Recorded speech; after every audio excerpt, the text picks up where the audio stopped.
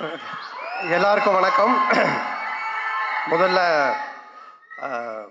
இந்த இங்கே வருகை தந்துள்ள அனைவருக்கும் என்னுடைய மனமார்ந்த நன்றியை தெரிவித்துக்கொண்டு அவங்க எல்லாரையும் வருக என்று வரவேற்கிறேன்.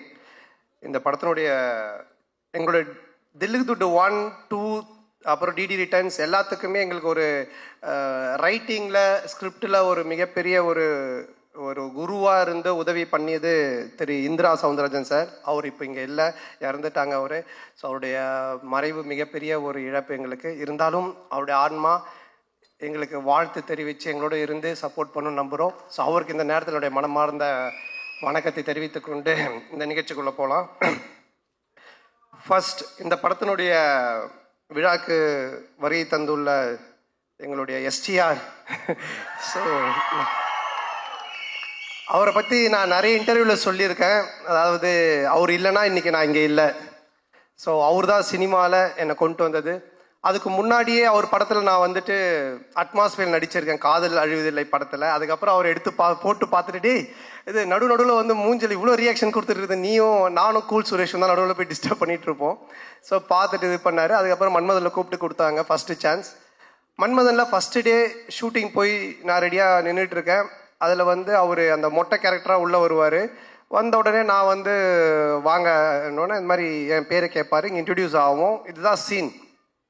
நான் ரெடியாக இருந்தேன். அப்புறம் அவர் வந்தோன்னு ஒரு சின்ன டிஸ்கஷன் போயிட்டே இருந்துச்சு. நான் டவுட் ஆகிட்டு, என்ன ஏதாவது ஆளுகளை மாற்றுறாங்களா இல்லை என்ன ஆச்சுன்னு தெரியலையே அப்படின்னு போயிட்டு மெதுவாக என்னாச்சு அப்படின்னு சொல்லி கேட்டேன். இல்லை, நீ லொல்லு சபாலேருந்து வந்திருக்கீங்க, இப்போது ஃபஸ்ட் டைம் ஸ்க்ரீனில் காட்ட போகிறோம், உங்களுக்கு ஒரு கிளாப்ஸ் வரணும் ஓப்பனிங்கே, அதுக்காக யோசிச்சுட்டு இருக்க, சும்மா ஜென்ரலாக வந்து பேச வேண்டாம் அப்படின்னு சொன்னார். அவனை நான் வந்துட்டு எனக்கு கிளாப்ஸா தேட்டரில் அடிப்பாங்களா அப்படின்னு சொல்லி கேட்டேன். இல்லை லொல்லு சபா டிவியில் ரீச் இருக்குல்ல, கண்டிப்பாக உங்களுக்கு தேட்டரில் கிளாப்ஸ் வரும் அப்படின்னாரு. அப்போ நான் வந்து என்ன பண்ணணும் அப்படின்னு சொல்லி கேட்டேன். சரி ஒன்று பண்ணலாம், நான் வந்தோன்னே உன் பேர் கேட்குறேன், உன் பேர் என்னென்னா அப்போ தான் வச்சோம் பாபின்னு வச்சோம். உன் பேர் என்னென்னு கேட்குறேன், நீ வந்துட்டு பாபின்னு சொல்லு. நான் எக்கோவில் வந்து ஒரு 3 இடத்துல பாபி பாபி பாபின்னு அப்படி போட்டுட்டு மியூசிக்கெல்லாம் காமிச்சிட்டு அப்புறம் நான் சீன்குள்ளே நம்ம போகலாம் அப்படின்னாரு. நல்லா இருந்துச்சு. அவருக்கு என்னென்னா என்னை காட்டும் போதே ஒரு கிளாப்ஸோட காட்டணும் அப்படின்றதுக்காக சொன்னார். அப்போ நான் சொன்னேன், இல்லை இப்படி ஒன்று பண்ணலாமா, என்ன நீங்கள் கேளுங்க, நான் வந்து 3 தடவை நானே பாபி பாபி பாபின்னு சொல்கிறேன், அதுக்கப்புறம் நீங்கள் அந்த டைலாக் சொல்லுங்கள், அப்படி பண்ணலாம் அப்படின்னா. ஒன்று அவரும் சிரிச்சிட்டு சரி நல்லா தான் இருக்குது, ஆனால் பில்டப்பாக இருக்காது, ஆனால் நல்லா தான் இருக்குது அப்படின்னாரு. நல்லா தான் இருக்கும் அப்படின்னு சொல்லிட்டு அப்போ தான் அந்த ஃபஸ்ட்டு டைலாக்கு அவர் வந்து என்கிட்ட கேட்பார், உன் பேர் என்னன்னுவார். நான் ஒன்று பாபி பாபி பாபின்னுவேன். ஒன்று அவர் பாபி பாபி பாபின்னுவார். டேய் ஒரு பாபி தான்டா என் பேர் அப்படின்னு சொல்லுவேன். அதுக்கப்புறமா பில்டப்புக்காக 3 தடவை சொன்னோம் அப்படின்னு. ஸோ இப்படி தான் என்னோடய ஃபஸ்ட்டு சீன் அவரோட ஆரம்பிச்சது. நான் எதுக்காக இதை சொல்ல வரேன்னா, அன்னைக்கு தேட்டரில் ஸ்க்ரீனில் எனக்கு கிளாப்ஸ் வரணும் அப்படின்னு எடுத்துக்கிட்ட அந்த அக்கறை ஆகட்டும், அந்த அன்பாகட்டும் இன்னைக்கு வரைக்கும் குறையவே இல்லை. அதே அன்பு அதே அக்கறை இப்போ பண்ணுற எஸ்டிஆர் 49லையுமே என்கிட்ட என்ன சொன்னார்னா, டைரக்டரை கூப்பிட்டு சாண்டாக்கு என்ன வேணும், சாண்டா எப்படி நம்ம நல்லா யூஸ் பண்ண முடியும், சாண்டாக்கு என்ன பண்ண முடியும், அதை முதல்ல யோசிங்க அப்படின்னு தான் சொன்னார். அன்றைக்கி கூட வீட்டில் போய் மொட்டை மாடியில் பார்த்து ஒரு 3 ஹவர்ஸ் டிஸ்கஷன் பண்ணும்போது என்னை பற்றி மட்டுமே தான் பேசிகிட்டு இருக்காரு. ஸோ இப்படிப்பட்ட ஒரு அன்பும் அரவணைப்பும் கொண்ட ஒரு அருமையான ஒருத்தர் எனக்கு கிடைச்சது. உண்மையிலேயே நான் கடவுளுக்கு நன்றி சொல்லணும், எங்கள் அப்பா அம்மாவுக்கு நன்றி சொல்லணும். ஸோ ரொம்ப நன்றி நீங்கள், I love you all the time. அதனால் எனி டைம் எப்பவுமே அவருக்கு பின்னாடி அவர் கூட நான் கண்டிப்பாக நிற்பேன். அது எதுவாக இருந்தாலும் என்னவாக இருந்தாலும் அது நிச்சயமாக இந்த வருஷம் எஸ்டிஆர் 49 நீங்கள் பார்ப்பீங்க. ஸோ சொல்லி ஆரியா முறைக்கிறான், ஏண்டா நாங்கள் கஷ்டப்பட்டு செலவு பண்ணி சத்யம் தேட்டரை புக் பண்ணால் நீங்கள் 2 பேரும் பேசிட்டு இருப்பீங்களா அப்படின்ட்டு. அடுத்தது இந்த படத்தினுடைய ப்ரொடியூசர் ஆர்யா. ஸோ ஆர்யா தான் எனக்கு தெரியும், ஆர்யா தான் நிகாரிகா ப்ரொடக்ஷன் அவங்கள கொண்டு வந்தது. கொண்டு வரும்போது எல்லாமே சூப்பராக போச்சு. அப்போ ஆர்யா வந்து ஒருத்தர் சொன்னாங்களே, கிஷோர் எங்கே, அவர் கிஷோர் வாங்க இவர் தான் கிளாரிட்டி கிஷோர். இவரை கூட்டிகிட்டு வந்து என்கிட்ட ஒப்படைச்சிட்டு போயிட்டான். இவரை ஃபஸ்ட்டு கேட்டோன்னா என்ன சார்னா, அவர் வந்து ஒன்றும் இல்லை சார், எனக்கு கிளாரிட்டி இருந்தால் போதும் அப்படின்னாரு. நான் உடனே சரி ஓகே கிளாரிட்டி தானே அப்படின்ட்டேன். ஃபார் எக்ஸாம்பிள் ஒரு பேப்பர் கேட்டோன்னு வச்சுங்களேன், வெள்ளை பேப்பரா இல்லை ப்ரௌன் பேப்பரான்னுவார். வெள்ளை பேப்பர் கோடு போட்டுதா போடாதா, கோடு போட்டது, இப்படி போட்டதா இப்படி போட்டுதா, சரி இப்படி போட்டது, சரி போட்டதுக்கு அப்புறமா உங்களுக்கு A4 ஷீட் வேணுமா சின்னதாக வேணுமா, இப்படியே போயிட்டே இருக்கும் இந்த கிளாரிட்டி. இதுக்கு எண்டே கிடையாது. நான் சொல்லுவேன் சார் நீங்கள் எதனா ஒரு பேப்பர் கொடுங்க நாங்கள் எடுத்துகிட்டு போகிறோம் அப்படின்ட்டு. ஸோ என்னென்னா சினிமாவில் இந்த அளவுக்கு ஒரு கிளாரிட்டியாக நான் ஃபஸ்ட் டைம் ஒர்க் பண்ணது இவர் கூட தான். ஆனால் அது நல்லா இருந்துச்சு. ஏன்னா பிஃபோர் பேப்பரில் நம்ம எல்லாத்தையும் கிளாரிட்டியாக பண்ணதுனால இவ்வளோ பெரிய படத்தை எங்களால் கொஞ்சம் ஈஸியாக எடுக்க முடிஞ்சது. ஸோ அவருக்கு முதல்ல நன்றி, ரொம்ப தேங்க்யூ சார். கிளாரிட்டியாக இருக்கா பேச்சு? அதுக்கப்புறமா ஆர்யா என்னுடைய நண்பரில் இந்த உயிர் நண்பன் அப்படின்வாங்களே அந்த மாதிரி. நாங்கள் கல்லூரியின் இல்லை காசு கொடுத்துருக்கான்னு சொல்லி தான் ஆகணும். அதாவது கல்லூரியின் கதை படத்தில் தான் நாங்கள் 2 பேரும் ஃப்ரெண்ட் ஆனோடனே ஃபஸ்ட்டு படத்தில் நல்லா க்ளோஸ் ஆகிட்டோம். அப்போ வந்து படத்துலலாம் பார்த்தீங்கன்னா ஹீரோயினுக்கு ஃப்ரெண்ட்ஸாக பெங்களூர்லேருந்து ரிச் கேர்ள்ஸ் கூட்டின்னு வந்து நடிக்க வைப்பாங்க. அவங்க தான் கூட வருவாங்க ஃப்ரெண்ட்ஸாக. அப்போ எந்த வந்து மன்மதன் ரிலீஸ் ஆகி ஒரு 2 படம் தான் ரிலீஸ் ஆகிருந்துச்சு. பெருசாக எனக்கு தெரியாது வெளியே. ரெண்டாவது அவங்க பெங்களூர்லேருந்து வந்திருக்காங்க. ஆர்யா தான் ஹீரோ. அவன் அறிந்து மரியாமல் நடித்து முடிச்சிருக்கான், ஆனால் ரிலீஸ் ஆகலை. ஸோ நாங்கள்லாம் ஒன்றா தான் உட்காந்து சாப்பிடுவோம். எங்களுக்கு கேரவன் கிடையாது. அப்போது அவங்கெல்லாம் நீங்கள் யாருன்னு என்ன கேட்கும்போது நான் ஆர்யா ஹீரோன்னு தெரியும் இந்த படத்தில். நீங்கள் யாருமே ஒன்று ஆர்யாவில் என்னது இவரை யாருன்னு கேட்டிங்களா? இவர் தான் comedy super star, south India comedy super ஸ்டார்ன்ட்டான். ஆனால் அவங்களாம் is a comedy super star south India, yes Telugu Malayalam Tamil all language is a super ஸ்டார்ன்ட்டான். ஒன்று அந்த பொண்ணுங்களாம் ஒரு மாதிரி டவுட்டாக என்னை பார்த்தாங்க.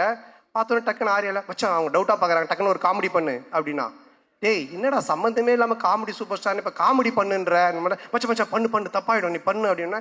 சரி நானும் எழுந்து அவங்க முன்னாடி சரி பழைய பாட்டுக்கு இப்போ இருக்க ஹீரோஸ்லாம் டான்ஸ் ஆன அப்படின்னா ஆடி காமிச்சிக்கிட்டு இருக்கேன். அவங்க சிரிக்கல, மச்சான் பத்தலை இன்னும் நல்லா பண்ணு அப்படின்னா. இதை தான் நாங்கள் விஎஸ்ஓபியில் கூட வச்சுருந்தோம். ஒன்று கொஞ்ச நாள் கழிச்சு அவனும் வந்துட்டான் நடிக்கிறதுக்கு. 2 பேரும் சேர்ந்து பயங்கரமாக அவன் ஹீரோயினா நான் ஹீரோவாக நடிச்செல்லாம் ஆடிட்டு இருக்கோம். அவங்களாம் அப்படியே பார்த்துட்டு இருக்காங்க. இதை டைரக்டரும் ப்ரொடியூசரும் பார்த்துட்டாங்க. 2 பேரும் கூப்பிட்டு என்ன சார் ஒரு ஹீரோ ஒரு காமெடியான்னு அந்த பொண்ணுங்க முன்னாடி போய் டான்ஸ் ஆடினு காமெடி பண்ணிட்டு இருக்கீங்க அப்படின்போது இல்லை சார் அவனை வந்து ப்ரூவ் பண்ண நான் சொன்ன மச்சான் என்னை ப்ரூவே பண்ண வேணாம், என்னை விட்டுரு, நான் காமெடினா இல்லாமல் கூட போகிறேன்ட்டு. அதுக்கப்புறமா அந்த காமெடி சூப்பர் ஸ்டார்ன்றதை அவன் விடவே இல்லை. சேட்டை படம் அப்போது காமெடி சூப்பர் ஸ்டார் டைட்டிலே எனக்கு போட்டுட்டான் படத்தில். நான் லிங்காவில் நடிக்கும்போது ரஜினி சார் கூப்பிட்டு கேட்குறாரு நீங்கள் காமெடி சூப்பர் ஸ்டாரா அப்படின்னு. நான் ஒன்றும் இல்லை சார் ஆர்யா தான் போட்டான்னு. நீங்கள் சொல்லாமலா போட்டிருப்பான் அப்படின்னாரு. சார் சத்தியமாக நான் சொல்ல சார், அதாவது என்னை எந்த லெவலில் மாட்டி விட்டுருக்காண்ணா. ஸோ எங்களோட ஃப்ரெண்ட்ஷிப் அந்த மாதிரி. ஆனால் இதெல்லாம் ஒன்றுமே இல்லை. இப்போ ஒரு மேட்ரு ஒன்று சொல்ல போகிறேன், அதை கேளுங்க. என்னாச்சுன்னா இந்த படம் ஆரம்பிச்சிட்டோம். இந்த மாதிரி ஆனந்த் போய் லைன் சொல்லிட்டான், ஆர்யாவுக்கு பிடிச்சி போச்சு, ஆர்யா சூப்பர் நம்ம பண்ணலாம் அப்படின்னு சொல்லிட்டான். சொல்லி முடிச்சுட்டு 6 மந்த் ஆகிடுச்சு. நான் அதுக்கப்புறம் டிடி ரிட்டர்ன்ஸ் முடிச்சுட்டு வடக்குப்பட்டி ராமசாமி அப்புறம் இங்கே நான் தான் கிங்கெல்லாம் முடிச்சுட்டேன். ஸோ அப்புறம் ஆர்யா வந்தான், அவங்க ஃபுல் ஸ்டோரி சொன்னாங்க, ஆர்யா கேட்டுட்டான். நான் இந்த இன்பிட்வீனில் ஒரு இடம் வாங்கினேன். இடம் வாங்கி வீடு ஒரு பழைய வீட்டோட வாங்கினேன். அந்த வீட்டை வந்து ரெனோவேஷன் பண்ணிவிட்டு அங்கே போயிடலாம் அப்படின்ற ஒரு ஐடியாவில் நான் ரெடி பண்ணிகிட்டு இருக்கேன். எங்கள் அம்மாவும் ஒய்ஃபும் வெள்ளிக்கிழமைனா அந்த வீட்டுக்கு போயிட்டு விளக்கு ஏற்றுவாங்க. ஆல்மோஸ்ட் அந்த வீடு செட் ஆகிடுச்சு, தான் போகிறோம் அப்படின்ட்டு. ஆர்யா கதை கேட்டு முடிச்சுட்டு எங்கடா இருக்க அப்படின்னு சொன்னால் மச்சான் அந்த மாதிரி நான் இந்த ஒரு இடம் வாங்கியிருக்கேன்டா, அங்கே ஒரு வீடு இருக்குது, அது ரெனோவேஷன் பண்ணிட்டு இருக்கேன். சரி நீ அங்கே நான் வந்துடுறேன் அப்படின்ட்டு அங்கே வந்தான். வந்து மச்சான் படம் சூப்பராக அது கதை நல்லா நம்ம பண்ணிடலாம், எவ்வளோ செலவுனாலும் பிரச்சனை இல்லை, செம்மையாக பண்ணிடலாம். சரி ஓகே இது நான் இதான் மச்சான் வீடு நான் சொன்னேன்னு பார்த்துட்டு இல்லை என்னடா வீடு நல்லாவே இல்லையா மச்சான், அவன் உள்ளெல்லாம் போய் பார்த்துட்டுல மச்சான் இந்த வீட்டை இடிச்சிரு அப்படின்ட்டான். நான் ஒன்றே ஷாக் ஆகி மச்சான் வீட்டெல்லாம் இடிக்க முடியாது மச்சான், நான் வீட்டிலலாம் சொல்லிட்டேன் இதை ரெனோவேஷன் பண்ணுறோம், இடிச்சா நிறைய செலவாகும், அதுவும் இல்லாமல் ரொம்ப நாள் ஆகும்ல. கம்னு நீ ஏதாவது ஒன்று இப்படி தான் பண்ணு வேடா கூடமா, அதுக்கப்புறமா வந்துட்டு இது சரியில்லை அது சரியில்லைன்னு சொல்லிட்டு இருப்பேன் அப்படின்னு சொல்லிட்டு என்ன பண்ணிட்டான்னா வீட்டை இடிக்க சொல்லி உடனே அவங்க ஃப்ரெண்டுக்கு ஃபோன் பண்ணி இது மாதிரி மச்சான் சந்தான வீடு தான் அட்ரஸ் நான் உனக்கு அனுப்புகிறேன், நீ இந்த வீட்டை வந்து இடித்து ஃபுல்லாக டெமாலிஷ் பண்ணிட்டேன்னா. உடனே அவன் வந்து ஒரு பாய்க்கு ஃபோன் பண்ணால் ஒரு பாய் ஒருத்தர் வந்தார். சண்டே நைட் இது நடக்குது, மண்டே டியூஸ்டே வெட்னஸ்டே தேர்ஸ்டே இடித்து தரமட்டமாக்கி எல்லாத்தையும் வாரின்னு போயிட்டாங்க. வெள்ளிக்கிழமை எங்கள் அம்மா ஒய்ஃபும் போய் விளக்கேற்றுவாங்கல்ல, அவங்க வெள்ளிக்கிழமை போயிருக்காங்க. நான் சொல்லலை ஏன்னா திட்டுவாங்க அப்படின்ட்டு. எங்கள் அம்மா போயிட்டு வீட்டை காண சொல்லி தேடிக்கிட்டே இருக்கிறாங்க. இந்த தெருவு போயிருக்காங்க, அந்த தெருவு போயிருக்கிறாங்க. அதுக்கப்புறம் எனக்கு ஃபோன் அடிக்கிறாங்க, ராஜா நம்ம வீட்டை காணும்பா அப்படின்ட்டு.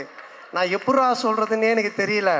அதுக்கப்புறம் கொஞ்சம் வீட்டுக்கு வரமா நான் சொல்கிற மாட்டேன் வீட்டை காணண்டா. இல்லைம்மா நான் வந்து சொல்கிறேம்மான்ட்டு. அம்மா இல்லைம்மா ஆர்யா வந்தான் அன்னைக்கு பார்த்துட்டு வீட்டை இடிச்சிட்டு புதுசாக காட்டலாம் நல்லா வரும், நான் அவன் சொன்னால் கரெக்டாக இருக்குமா அப்படின்னா. உடனே எங்கள் அம்மா ஷாக்கா, ஏண்டா நீங்கள் 2 பேரும் படத்தில் தானடா அப்படி பண்ணுவீங்க, நிஜ வாழ்க்கையில் மாடா பண்ணுவீங்க, ஒரு வீட்டை இடிச்சிட்டு கிரவுண்டாக வைக்க வச்சிருக்கீங்க. ஸோ இந்த லெவல் நாங்கள் 2 பேரும் ஃப்ரெண்ட்ஷிப்பு. ஆனால் என்னென்னா இதில் ஒரு விஷயம் நாங்கள் சொல்கிறது, 2 பேருமே இது வரைக்கும் அந்த கல்லூரியின் கதையிலேருந்து இன்னைக்கு வரைக்கும் பயந்ததே கிடையாது. சினிமாவில் இப்படி பண்ணலாம் அப்படி செய்யலாம் பயந்ததே கிடையாது. எதுவாக இருந்தாலும் தைரியமாக பண்ணுவோம். ஐயோ அது அப்படி ஆகிடுமோ, ஐயோ இப்படி ஆகிடுமோ, இப்படி பண்ணால் அப்படி ஆகிடுமோ அப்படின்ற பயம் எங்களுக்கு கிடையவே கிடையாது. வாழ்கிற வரைக்கும் ஜாலியாக வாழ்வோம், நல்லபடியாக வாழ்வோம், என்ன வருதோ பார்ப்போம், ஃபேஸ் பண்ணுவோம், அப்படியே போயிட்டே இருப்போம். அந்த ஒரு எனர்ஜி தான் இன்னைக்கு வரைக்கும் ஆர்யாவை இங்கே ஒரு இந்த இடத்துல கொண்டு வந்து ப்ரொடியூசராக நிற்க வச்சிருக்கு, என்னையும் ஒரு படம் பண்ணி போயிட்டு இருக்கிற இடத்துல வச்சிருக்கு. ஸோ நாங்கள் 2 பேரும் பயந்ததே கிடையாது. இந்த படம் நீங்கள் சொன்ன மாதிரி, ஆர்யா சொன்ன மாதிரி, என்னுடைய பிரச்சனையை தீர்த்து படத்தை பண்ணுறதெல்லாம் வந்துட்டு வேற யாருனா இருந்தாங்கன்னா என் வீட்டு வாசலே தான் படுத்துக்கிட்டு இருந்திருப்பாங்க. ஸோ அந்த அளவுக்கு, ஏன்னா ஆர்யா சொன்னது, நீ இந்த படம் பண்ணி முடிக்கிற வரைக்கும் வேற படம் கமிட் ஆகாத, ஃப்ரீயாக பண்ணு, உன் பிரச்சனை எல்லாத்தையும் நான் பார்த்துக்கிறேன், உன் வேலை படத்தை ஜெயிக்கிறது மட்டும்தான் அப்படின்னு சொன்னால், அதுக்காக இறங்கி இந்த படத்தில் வேலை செஞ்சுருக்கேன். நிச்சயமாக இந்த படம் மிகப்பெரிய ஒரு வெற்றி படமாக ஆர்யாவுக்கு நான் திருப்பி தருவேன். மிகப்பெரிய வெற்றி படமாக இது இருக்கும். இந்த படத்தினுடைய இயக்குனர் ஆனந்த், பிரேமானந்த். ஸோ நான் வந்து தமிழ் சினிமாவின் கிறிஸ்டோஃபர் நோலன் அப்படின்னு தான் சொல்லுவேன். ஒரு கதை சொன்னால் அதை பல லேயரில் சொல்லுவான். டிடி ரிட்டர்ன்ஸ் பார்த்தீங்கன்னா ஒரு ஹாரர் தான், ஆனால் ஹாரருக்குள்ளே ஒரு கேம் ஷோ இருக்கும், கேமுக்குள்ளே ஒரு பணம் திருட்டு போகிற ஒரு அட்வென்ச்சர் இருக்கும். ஸோ இப்படி த்ரில்லரு, அட்வென்ச்சரு, அதுக்குள்ளே கேம், இப்படி நிறைய மல்டி லேயர்ஸில் ஒன்று பண்ணுவான். அந்த மாதிரி தான் இந்த கதையும். இந்த கதை எனக்கு தெரிஞ்சு இன்றைக்கி ஸ்டேஜில் உட்காந்துருக்க யாருக்குமே தெரியாது. ஈவன் ஆர்யா கூட சரியாக தெரியாது, யாருக்குமே நடித்தவங்களுக்கு தெரியாது. இதை எடுத்து முடித்து பார்த்தா மட்டும்தான் இது புரியும். ஆனால் பார்க்கும்போது அவ்வளோ கிளாரிட்டியாக, கிளியராக, அவ்வளோ காமெடியாக ஒர்க் அவுட் பண்ணுவான். ஸோ அந்த விதத்தில் ஆனந்தை நான் பாராட்டுறேன். ஆனந்துக்கு மனமார்ந்த நன்றி. ஆனந்து கூட, ஆனந்த் சொன்ன மாதிரி முருகன், எங்க அவனை மேலே தூக்குங்க. அவன் வந்து அந்த வானத்தை போல விஜயகாந்த் மாதிரி பண்ணுவான். அப்படியே தூரமாக நின்று கை காட்டுவான், ஃபீல் பண்ணுவான். ஆனால் வந்து அப்புறம் கேட்பான், என்ன சொல்லவே இல்லை அப்படின்னு. வா மேலே வா, வா வா, இல்லை சொல்லியாச்சு உன்னை பற்றி, மேலே வா. இவன் தான் அங்கே ஓரமாக நிற்கிறான் பாருங்க. அதாவது வந்துட்டு இந்த கேட் ஓரமாக.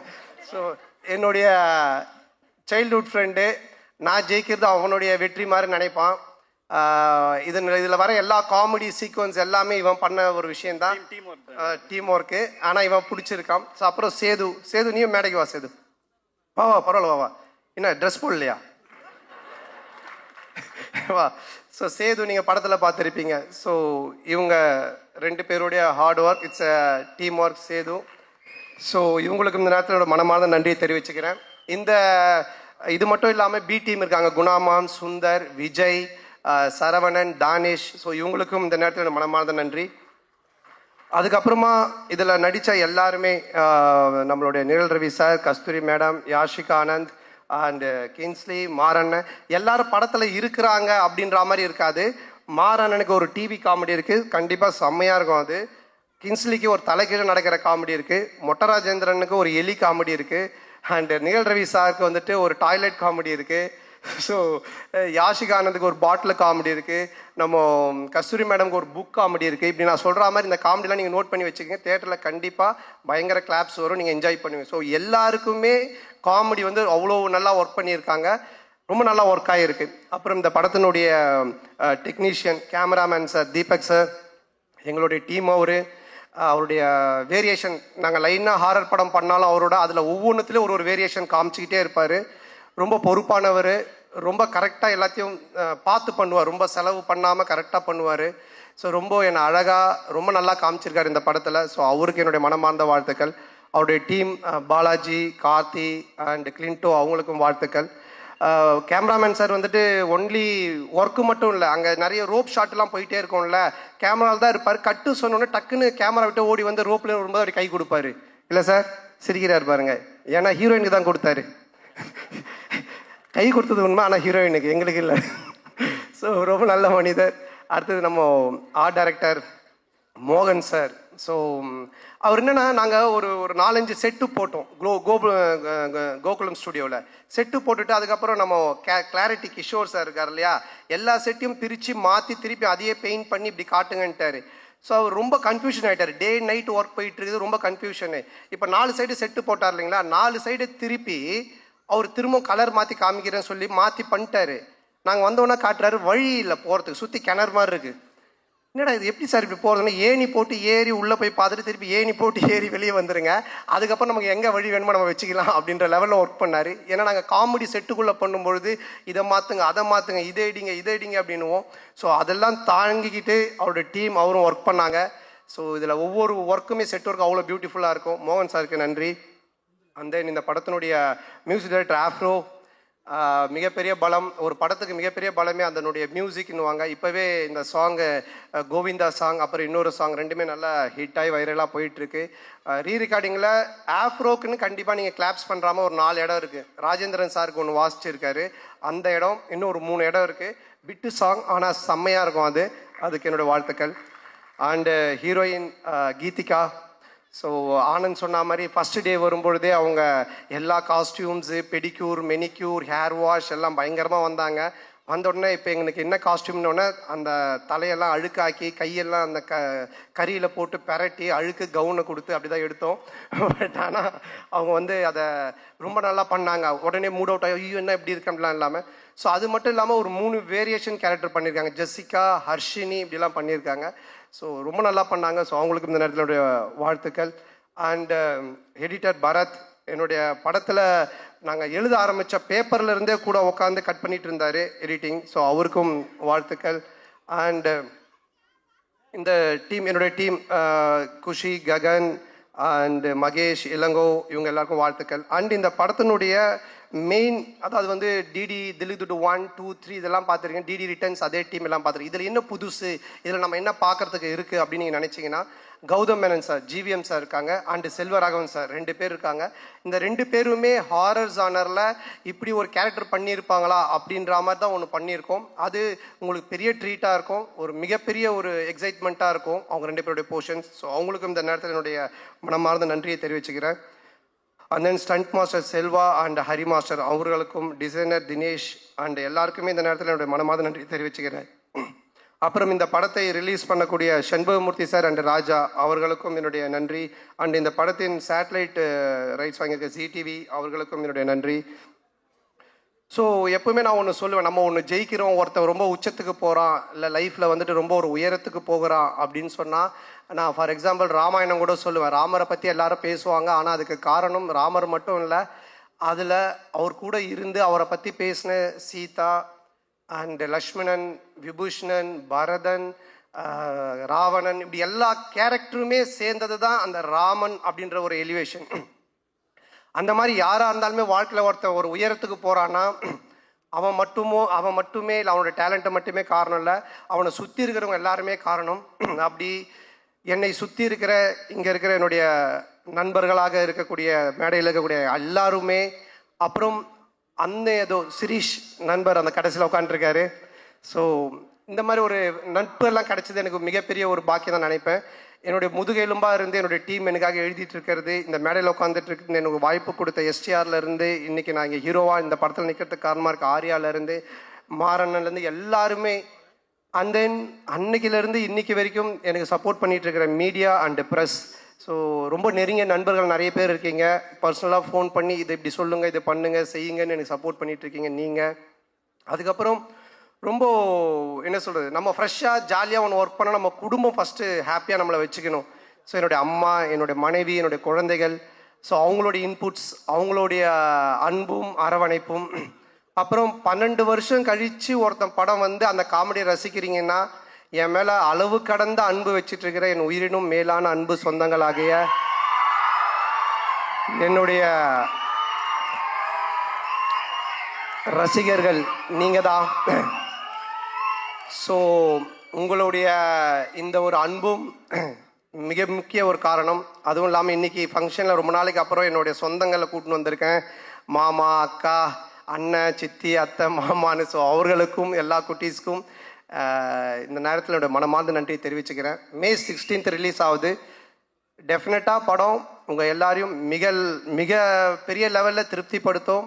நல்ல காமெடி ஒர்க் பண்ணியிருக்கோம். நீங்கள் தேட்டரில் போய் பாருங்கள், பயங்கரமாக என்ஜாய் பண்ணுவீங்க. டிடி ரிட்டர்ன்ஸை விட ட்ரிபிள் மடங்கு உங்களுக்கு ஒரு ட்ரீட் இருக்குது. அதை வந்துட்டு ரொம்ப ஆணித்தனமாக நான் சொல்லுவேன். ஸோ டெஃபினட்டாக நல்லா என்ஜாய் பண்ணுவீங்க. அது மட்டும் இல்லை, கொஞ்சம் பார்த்து பண்ணுங்கள். என் காசாக இருந்தால் பரவாயில்ல, நண்பன் காசு.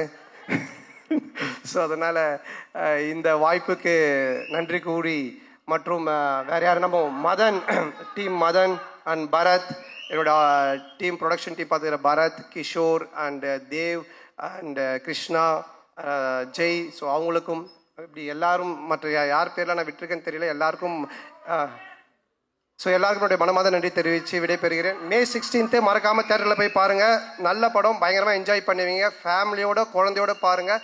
குழந்தைங்களுக்கு தான் மெயினாக நிறைய சீக்வன்ஸ் ஒர்க் பண்ணியிருக்கோம். பயங்கரமாக என்ஜாய் பண்ணுவீங்க. தேங்க்யூ, தேங்க்ஸ், நன்றி.